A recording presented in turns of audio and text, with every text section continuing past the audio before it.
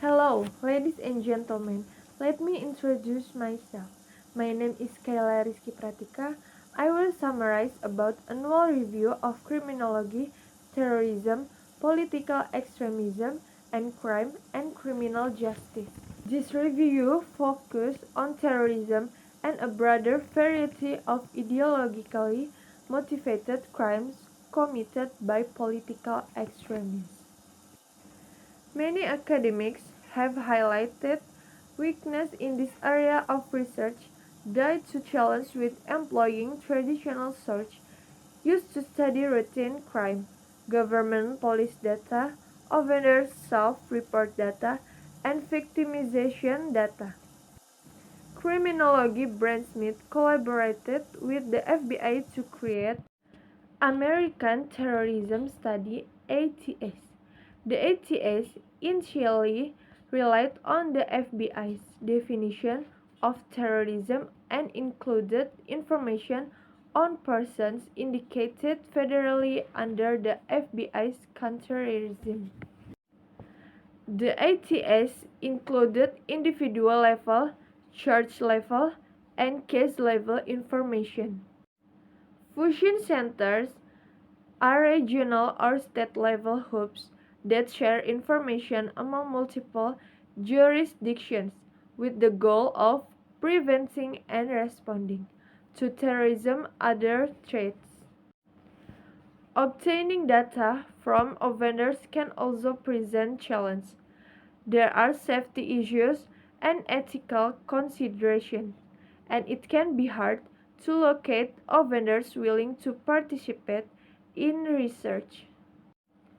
Victimization surveys are the less used data search to study terrorism and extremist crime.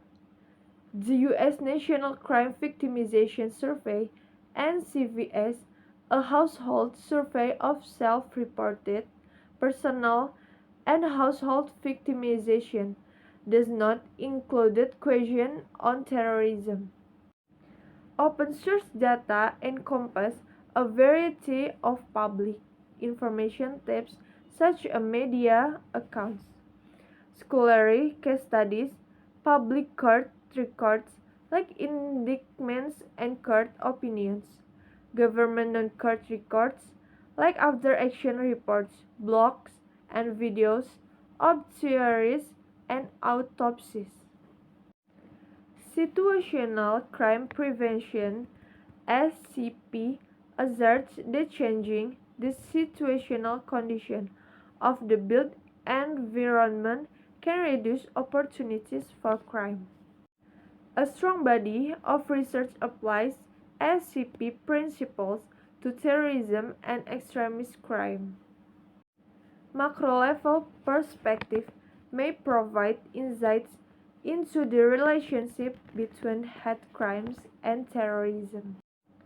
A few studies have investigated how courts respond to terrorism, hate crimes, and political extremism. Other studies have examined the criminal justice response to hate crimes. Currently took almost no studies on terrorism in the United States use official government data. American police and other government agencies are often reluctant to share terrorism data or cooperate with scholars. And there is no centralized repository of official data on terrorism in the United States. There are challenges to studying terrorism and extremist crime because they are rare events.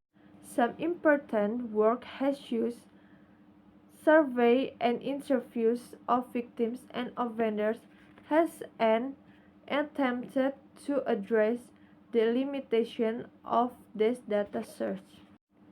There has not been a significant amount of research examining how courts have responded to political extremism, but the work that has been published establishes that this is handled differently compared to the crime routine. Future research should seek to diversify the type of data search it uses, enhance the quality of existing data search, and improve methodological rigor by incorporating meaningful comprehension, group, and being transparent in addressing reliability, validity, and missing values issues.